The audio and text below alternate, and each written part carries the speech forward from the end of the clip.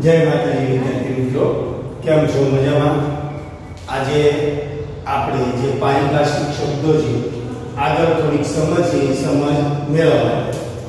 બીજું, રવિવારે ટેસ્ટ હતી, તમે બહુ સારી રીતે આપી છે, એ માટે તમને બધાને કોંગ્રેચ્યુલેશન. આવી જ રીતે બધી જ અઠવાડિયે ટેસ્ટ લેવાય, ટેસ્ટ પણ આપતા રહો. રેડી? તો તમારું પરફોર્મન્સ બતાવો. હવે છેલ્લો ટોપિક આપણે જોયો તો કે ભાઈ મહેસૂલી ખર્ચ અને મૂડી ખર્ચ. હવે નવો ટોપિક છે આજે આપણે જોવાનો છે કે ભાઈ ધોરણ 11 કોમર્સ પારિભાષિક શબ્દોની સમજ. હવે એની અંદર પહેલું આવે છે ખર્ચ. હવે ખર્ચ એટલે શું? પહેલો આપણે જોવાનું છે કે ભાઈ જે ખર્ચેલ રકમનો લાભ. ખર્ચ એટલે શું? કે ભાઈ જે ખર્ચેલ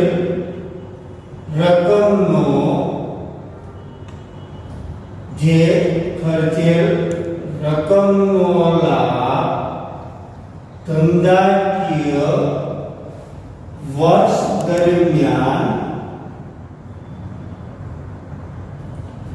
મળવાનો હોય તેને ખર્ચ કહે છે. એટલે ખર્ચ એટલે શું? તો કે ભાઈ જે ખર્ચેલ રકમનો લાભ ધંધાકીય વર્ષ દરમિયાન મળવાનો હોય તેને ખર્ચ કહે છે. હવે પહેલે વિદ્યાર્થી મિત્રો છે કે ભાઈ ધંધાકીય વર્ષ એટલે શું? હવે ધંધાકીય વર્ષ એટલે શું? તો કે એક વર્ષનો સમયગાળો, જેને ધંધાકીય વર્ષ કહે છે. ખાસ અહીંયા યાદ રાખજો મિત્રો કે ભાઈ વર્ષ છે એ વર્ષ બધી જગ્યાએ જુદું જુદું હોય છે. બધી જગ્યાએ કેવું હોય છે મિત્રો? જુદું જુદું હોય છે. દાખલા તરીકે આપણે જોઈએ તો આપણા માટે શું છે કે ભાઈ આપણે ગુજરાતી માટે આસો દિવસની અંદર કે ભાઈ જે દિવાળી છે ત્યાં વર્ષ પૂરું થઈ જાય છે અને કારતક વદ એકમના દિવસે આપણું વર્ષ કેવું થાય છે? ચાલુ થાય છે. એટલે ટૂંકમાં કહીએ આપણે કે ભાઈ જૂનું વર્ષ, જેને કહીએ કે ભાઈ વિક્રમ સંવત મુજબ, આમાં જો પહેલા વિક્રમ સંવત મુજબ આપણું વર્ષ છે એ કારતક થી ચાલુ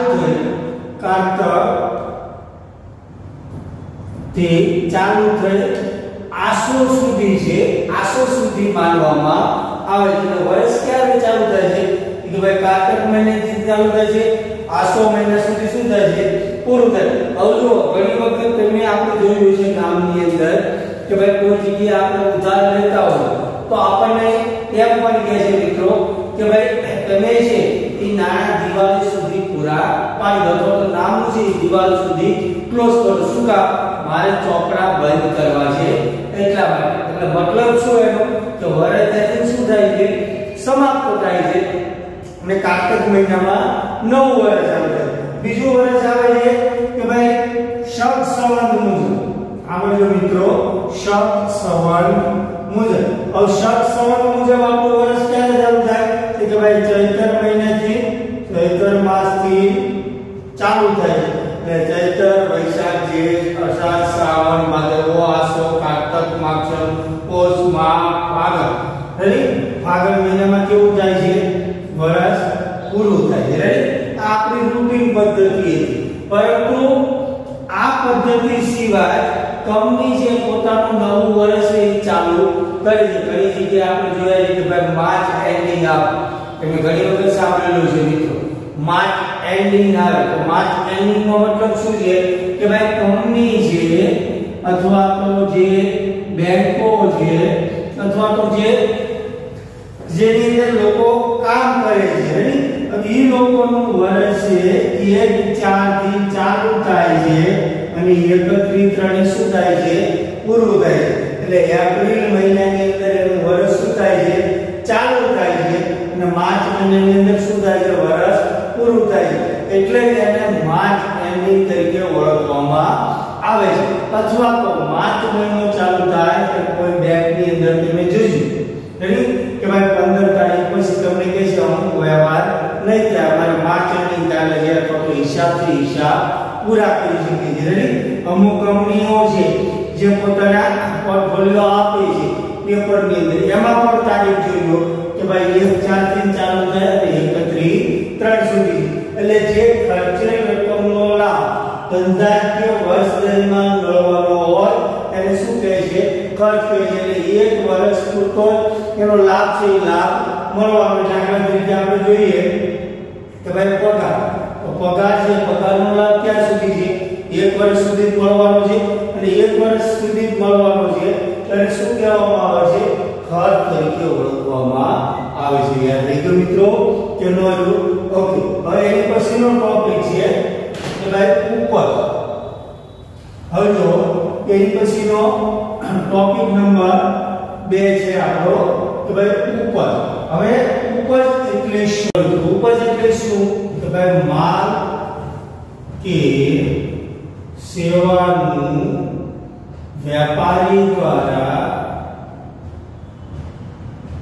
વેચાણ કરવામાં આવે અથવા પૂરી પાડવામાં આવે ત્યારે ધંધાની ઉપર થઈ ગણાય છે એટલે કે ભાઈ જે માલ કે સેવા છે એ વેપારી દ્વારા વેચાણ કરવામાં આવે અથવા તો પૂરી પાડવામાં આવે ત્યારે ધંધાની ઉપજ થઈ ગણાય છે હવે જો ઉપજની અંદર કેવું છે મિત્રો કે દાખલા તરીકે કોઈને તમે માલ છે માલ ઉધાર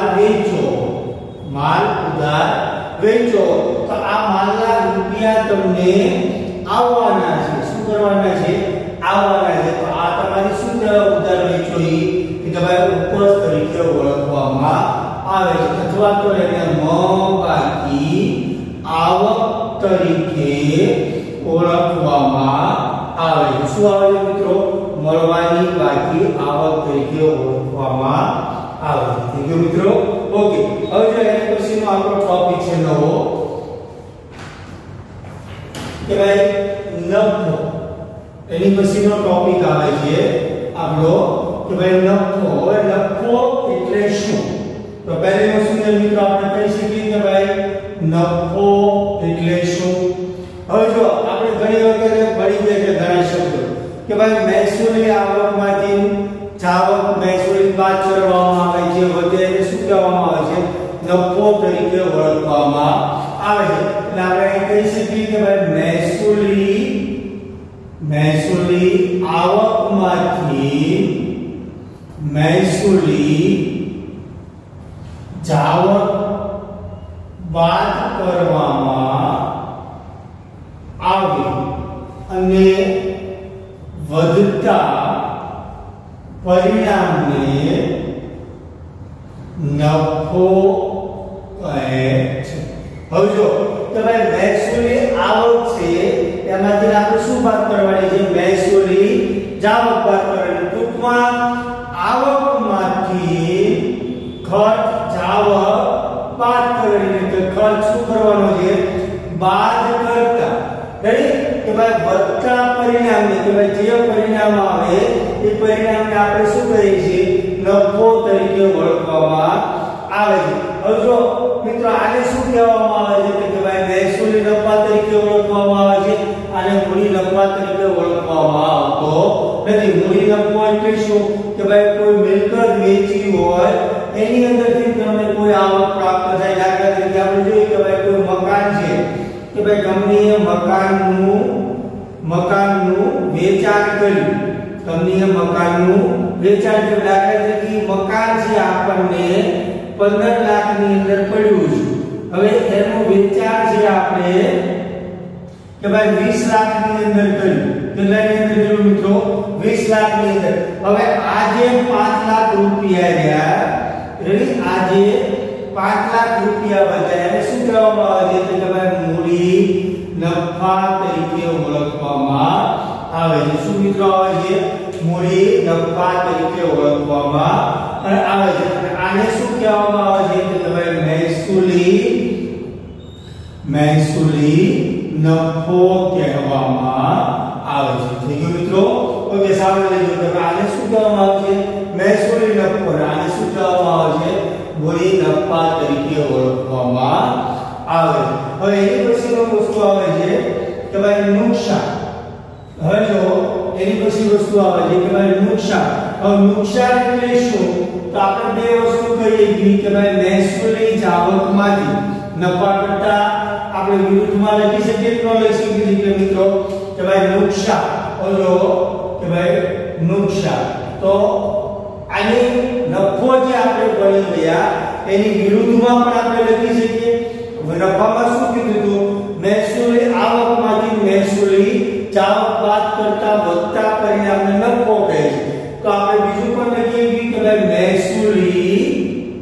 મહેસૂલી જાવકમાંથી મહેસૂલી આવક બાદ કરતા વધતા પરિણામને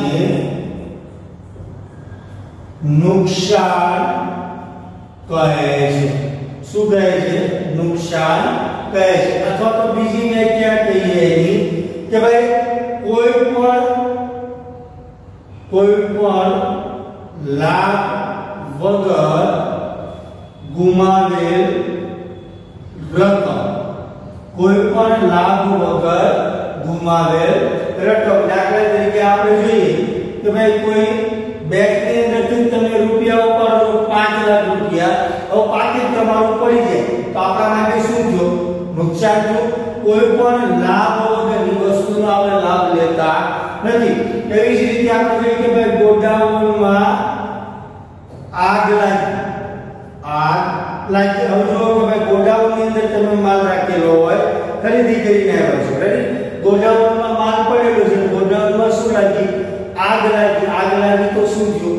તો કે ભાઈ માલ બળી ગયો. અથવા તો વરસાદમાં માલ પલળી ગયો. વરસાદની અંદર કેવો જો માલ પલળી ગયો. અથવા તો કોઈ ચોરીથી નુકસાન અથવા તો ચોરીથી. તો આ વસ્તુ કેવી છે કે ભાઈ કોઈ પણ લાભ લીધા વગર આપણે કોઈ વસ્તુ ગુમાવીએ છીએ અને આપણે શું કહે છે? નુકસાન તરીકે ઓળખવામાં આવે છે. પરંતુ હિસાબી પદ્ધતિમાં શું કહે છે કે ભાઈ મહેસૂલી જાવકમાંથી મહેસૂલી આવક બાદ કરતા વધતા પરિણામને નુકસાન તરીકે ઓળખવામાં આવે છે. આ નુકસાનને કેવું કહે છે કે ભાઈ મહેસૂલી નુકસાન કહે છે. કેવું કહે છે? મહેસૂલી નુકસાન તરીકે ઓળખવામાં આવે છે. આને કોઈ મૂડી નુકસાન કહેતું નથી. હવે મૂડી નુકસાન એટલે શું? કે ભાઈ આપણે કીધું ઉદાહરણ આપ્યું કે ભાઈ મકાન છે, મકાનની કિંમત 15 લાખ રૂપિયાની આપણી પડતર છે, પરંતુ વેચાણ છે આપણું 10 લાખનું છે. કેટલાનું છે મિત્રો? કે ભાઈ 10 લાખનું છે. હવે આમાંથી જે નુકસાન વધ્યું કે ભાઈ 5 લાખ રૂપિયા, એ શું કહેવામાં આવે છે કે ભાઈ મૂડી નુકસાન તરીકે ઓળખવામાં આવે છે.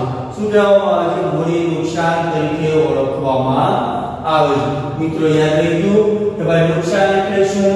કે ભાઈ મહેસૂલી જાવકમાંથી મહેસૂલી આવક બાદ કરતા વધતા પરિણામને શું કહે છે? નુકસાન તરીકે ઓળખવામાં આવે છે. ઓકે મિત્રો, હવે જો એની પછીનો ટોપિક આવે છે આપણે લાભ. રેડી? હવે એની પછીનો જો ટોપિક છે આપણો લાભ. હવે લાભ એટલે શું? પહેલી વસ્તુ એ લાભ એટલે શું? તો લાભને એક પ્રકારનો નફો કહેવામાં આવે છે. પર્યાયવાચક શબ્દ છે. લાભ એટલે શું? તો આ એક છે નફાનો પર્યાયવાચક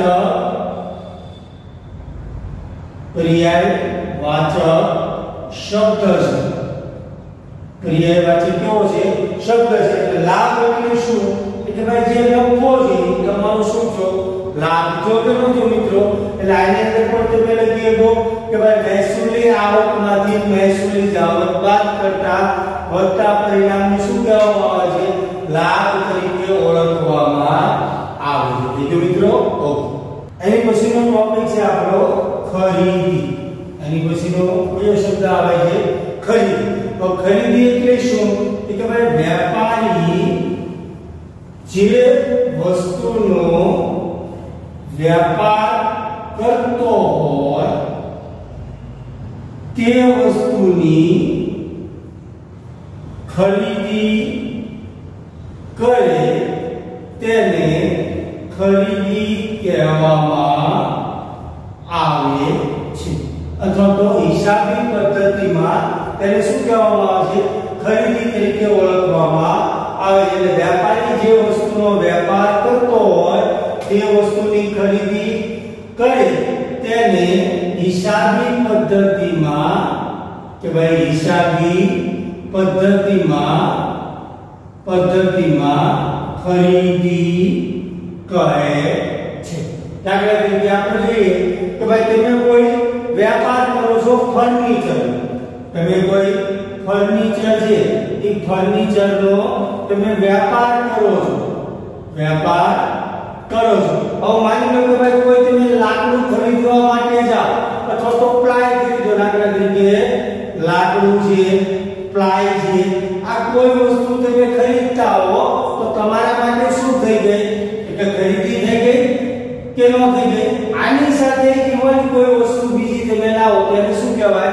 ખરીદી કહેવાય. હવે દાખલા તરીકે આપણે જોઈએ કે ભાઈ કોઈ ચોપડા લઈએ તો આપણે ચોપડા લઈએ, કોઈ પેન લઈએ, એટલે કોઈ બીજી જે ઓફિસની સામગ્રી છે એ જુદી જુદી લઈએ તો આને શું કહેવામાં આવે છે? ખરીદી કહેવામાં આવતી નથી. શું કામ?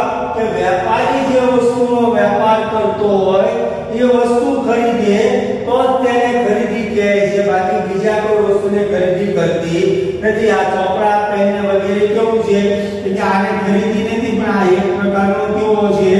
ખર્ચ તરીકે ઓળખવામાં આવે છે. એટલે મિત્રો યાદ રાખજો, ખરીદી એટલે શું? તો કે વેપારી છે જે વસ્તુનો વેપાર કરતો હોય એ જ વસ્તુની ખરીદી કરે તો હિસાબી પદ્ધતિમાં ખરીદી તરીકે ઓળખવામાં આવે છે. ઓકે મિત્રો, એનો જો જરી તો આ જે વસ્તુઓ છે એનો જે વેપાર કરે, દાખલા તરીકે આપણે જોઈએ કે ભાઈ ફર્નિચર છે તો ફર્નિચરનો વેપારી ફર્નિચરની ખરીદી કરે અથવા તો લાકડાની ખરીદી કરે અથવા તો પ્લાયની ખરીદી કરે ત્યારે ખરીદી તરીકે ઓળખવામાં. પરંતુ ચોપડા, પેન વગેરેની ખરીદી કરે ત્યારે ખરીદી કહેવામાં આવતી નથી. એને શું કહેવામાં આવે છે? એક પ્રકારનો ખર્ચ કહે છે. મિત્રો હવે મિત્રો એની પછીનો શબ્દ છે આપણો વેચાણ. વેચાણ એટલે શું? કે વેપારી જે વસ્તુનો વ્યાપાર કરતો હોય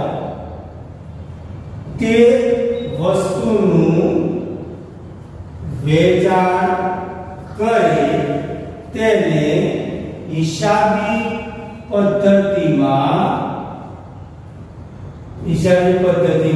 વેચાણ કહે છે. એટલે જો મિત્રો કે ભાઈ વેચાણ એટલે શું?